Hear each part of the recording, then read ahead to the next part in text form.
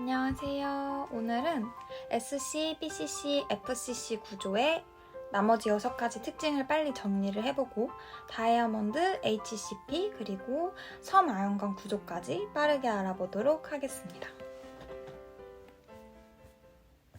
제가 특징을 알아보기 전에 이제 공부했던 자료를 막 찾아보다가 그냥 프린트가 있길래 첨부를 해봤어요. 참고해주세요. 자, 우리 저번에는 단위 격자당 구성하고 있는 원자수를 배웠죠. 오늘은 배위수 구하기를 해볼 거예요. 배위수는 어떻게 구하냐면 한 원자를 선택을 하고 그 원자가 결합할 수 있는 가장 인접한 원자수를 세주면 돼요. 그래서 SC 구조부터 빠르게 볼게요. SC 구조 같은 경우는 이게 단위셀이죠. 단위셀이 양옆에 여러 개가 붙어 있다고 생각을 해요. 그 다음에 원자 하나를 선택을 해줍니다. 얘를 이렇게 선택을 하면 가장 가까운 원자 수를 세줄 거예요. 이 친구, 이 원자를 기준으로 가장 가까운 원자 수는 얘랑 이쪽에 있는 거, 요쪽, 요쪽, 요쪽, 이쪽 총 6개가 되겠죠. 이쪽 그림에다 설명을 하면 이 원자를 선택을 했을 때 가장 가까운 원자 수는 1개, 2개, 3개 하고 이쪽에도 단위셀이 다 붙어 있잖아요. 그래서 이쪽에 4개, 5개, 6개 이렇게 세주면 됩니다.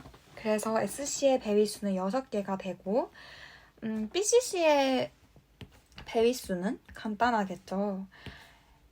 이 가운데 있는 거를 선택을 해주고 가장 가까운 원자수를 세면 되니까 하나, 둘, 셋, 넷, 다섯, 일곱, 여덟. BCC의 배위수는 8개가 됩니다. 그리고 FCC의 배위수는 이 단위셀 2개를 합쳐 놓은 다음에 이 원자, 면 중심에 있는 원자를 기준으로 세볼게요. 일단은 양 모서리, 같은 면에 있는 4개의 원자가 있겠죠.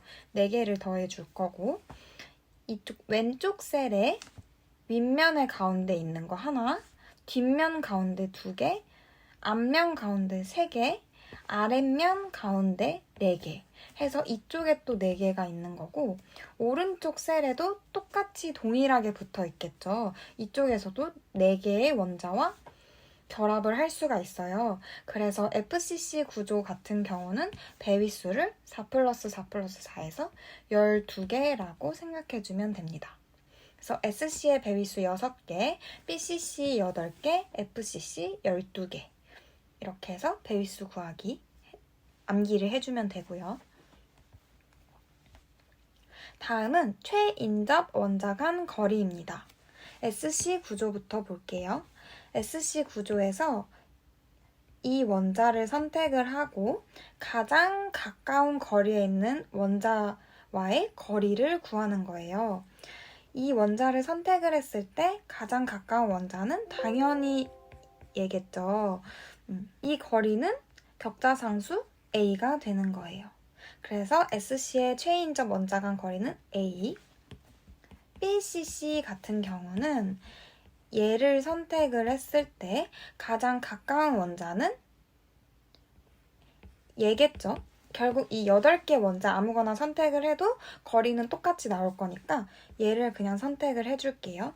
그러면 이쪽 거리는 어떻게 구하냐면 여기 삼각형을 빼올 거예요. 직각 삼각형. 자, 밑면은 어떻게 구하냐면 밑면은 이 직각 삼각형의 절반이죠. 그래서 A, A, 루트 2, A니까 절반은 2분의 루트 2 A예요. 그러고 여기는 절반이니까 2분의 A가 되겠죠. 그래서 이쪽 삼각형을 빼오면 세로가 2분의 A, 밑에는 대각선의 절반이니까 2분의 루트 2 A. 이 빗변은 4분의 A 제곱 플러스 4분의 2A 제곱이 되겠죠. 그래서 결국 2분의 루트 3 A가 나옵니다. FCC 구조 같은 경우도 이 원자를 선택을 했을 때 당연히 가장 가까운 원자는 얘겠죠. 여기 많아요. 얘도 선택해도 되고 이거 다 선택해도 되는데 값은 다 똑같으니까 그냥 얘라고 생각을 할게요. 자, 이쪽 간 거리는 이 대각선의 절반이죠. 대각선의 절반이니까 2분의 루트 2 a가 됩니다. 그래서 SC의 최인적 원자 간 거리는 a, BCC는 2분의 루트 3a, FCC는 2분의 루트 2a 이렇게 암기를 해주시면 돼요. 다음은 원자 충진율 구하기예요. 얘는 APF라고도 불리거든요. 얘를 같이 보면 원자 충진율은요. 이 단위셀의 부피분의 원자의 부피 곱하기 원자의 개수예요. 이게 되게 이 식이 좀 중요할 것 같은데 이 식만 있으면 풀 수 있어요. 그래서 이 설명은 따로 봐주시면 될 거고 대표적으로 FCC의 원자 충진율을 먼저 볼게요. FCC의 원자 충진율을 보기 위해서 일단은 V 셀을 구해볼게요. 셀의 부피를 구하라는 거죠. 셀의 부피는 어떻게 구하냐면 요 한 면 단위 격자 A니까 A의 세제곱이겠죠. 부피 구하는 식. 그리고 N 아톰 원자의 수는 FCC 원자의 수는 몇 개예요? 8분의 1 곱하기 8 플러스 2분의 1 곱하기 6 해서 4겠죠. 그리고 원자의 부피를 구하려면 9의 부피는 3분의 4파이 r 세제곱이죠.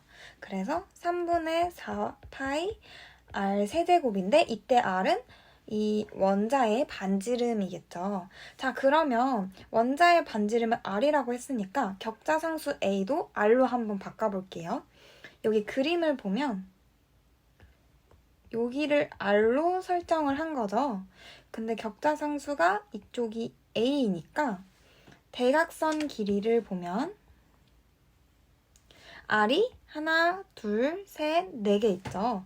그래서 4r은 여기 반지름이 a로 표현하면 루트 2a니까 루트 2a다. 그래서 a는 루트 2분의 4r이다 라고 표현을 할 수가 있어요. 그래서 FCC 구조의 APF는 a 세제곱을 r로 표현을 하면 이게 지금 2 루트 2r이죠. 그래서 a 세제곱은 16 루트 2 r 세제곱 분의 4 곱하기 3분의 4파이 r 세제곱 해서 3 루트 2분의 파이가 나옵니다. 이 3 루트 2 파이 같은 경우는 간단히 정리를 하면 0.740 정도가 나와요. 그래서 FCC 구조의 APF는 약 74%다라고 말을 해주면 됩니다. 그래서 FCC의 원자 충진율은 약 74%라고 말을 하면 되고 SC랑 BCC 같은 경우도 동일한 방법으로 구해주면 됩니다. 자, 그 다음에 5번째 특징 개수 밀도에 대해서 볼게요. 얘는 결국 단위 부피당 입자수를 구하라는 말이에요. 그래서 식을 적어놨죠. 셀의 부피분의 원자의 개수입니다. SC 구조부터 구하면 셀의 부피는 A 세제곱으로 다 동일하겠네요. 그래서 A 세제곱분의 SC의 단위 셀당 원자 수는 8분의 1 곱하기 8이었죠. 그래서 A 세제곱분의 1이고 BCC 같은 경우는 A 세제곱분의 8분의 1 곱하기 8 플러스 1 A 세제곱분의 2가 나오겠죠. 그 다음에 FCC 구조 같은 경우에는 A 세제곱분의 8분의 1 곱하기 8 플러스 2분의 1 곱하기 6 해서 A 세제곱분의 4가 됩니다. 질량 밀도 같은 경우는 식은 이렇게 적혀 있는데 이 M 아톰 이렇게 적혀 있는 거 있죠. 얘는 어떻게 구해주냐면 실리콘 원자 한 개의 질량을 구해주는 거예요. 그래서 M은 나와 있는 거 28.09%몰 이게 예시 문제인데 이 나와 있는 숫자를 아보가드로 수로 나눠주면 됩니다.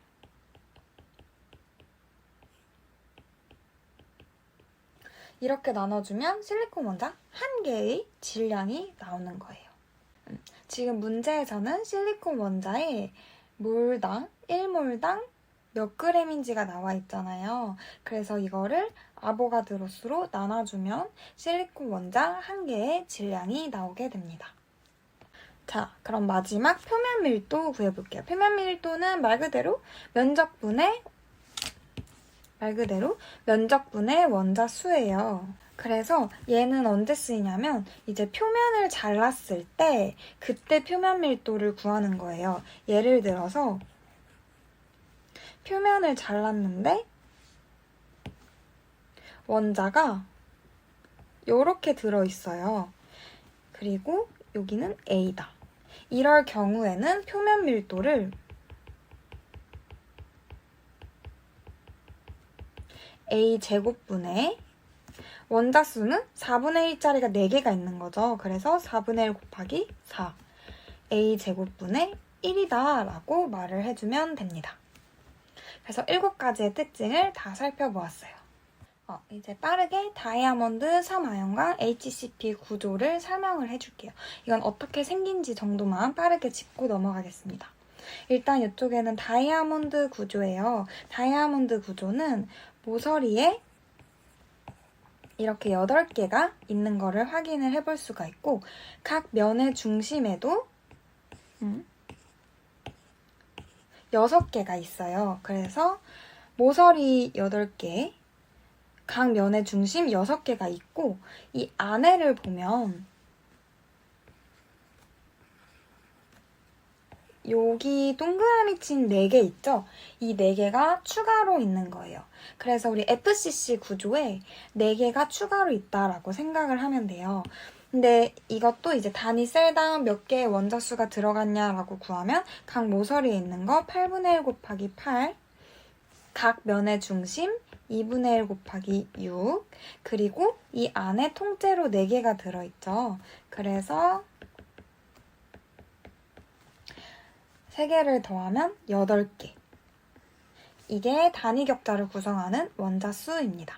다이아몬드 구조는 이 안에 4개가 더 있다라고 생각을 하면 되는데 이 4개의 위치는 여기에 대각선을 그었을 때 떨어뜨리면 대각선 위에 위치하고 얘도 떨어뜨리면 대각선 위에 위치를 해요. 이 위에 있는 2개도 동일해요. 여기에 대각선을 그으면 떨어지면 가운데 위치하고 얘도 떨어지면 대각선, 요 중심에 위치를 해요. 그래서 다이아몬드 구조가 이렇게 생겼다. 그리고 단위 격자당 8개의 원자를 구성하고 있다. 라고 알고 있으면 됩니다. 자, 다음은 섬아연강 구조입니다. 섬아연강 구조는 다이아몬드와 동일한 구조를 갖고 있어요. 근데 다이아몬드는 한 가지 원자로 이루어졌다면 섬아연강 구조는 그게 아니죠. 여기에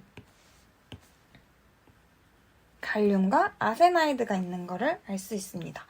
가운데 4개, 단위 격자 안에 4개가 있는 게 갈륨이라고 표시가 돼 있고 밖에 있는 각 모서리와 각 면의 중심을 아세나이드라고 표현이 돼 있죠. 그래서 이게 섬아연강 구조고 다이아몬드와 구조가 같다. 대신에 다이아몬드는 한 개의 원자로 이루어져 있다라고 생각을 하시면 됩니다. 다음은 HCP 육방 조밀 구조입니다. 육방 조밀 구조는 육각기둥의 모양을 생각을 해주시고 밑면과 윗면의 각 모서리 그리고 면의 중심에 원자가 콕 박혀 있어요. 그리고 가운데에 딱 2분의 1 지점이 되는 가운데에 원자 3개가 박혀 있죠. 그래서 위아래 면의 중심에 있는 이 원자를 가운데다가 박으면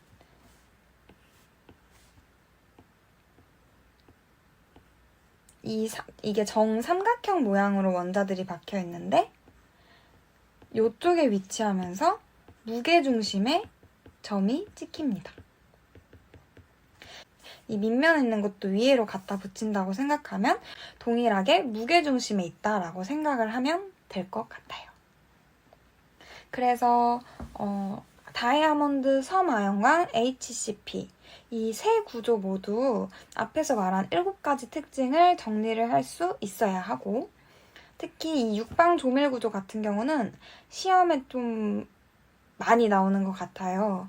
충진율 구하는 것도 나왔던 것 같고 좀 최인접 거리 구하는 것도 나왔던 것 같아요. 네, 일단은 기본 영상이니까 여기까지만 소개를 해드리고 시험 공부를 하는 분들이 있다면 이 앞에 7가지 특징도 같이 정리를 해주셨으면 좋겠습니다.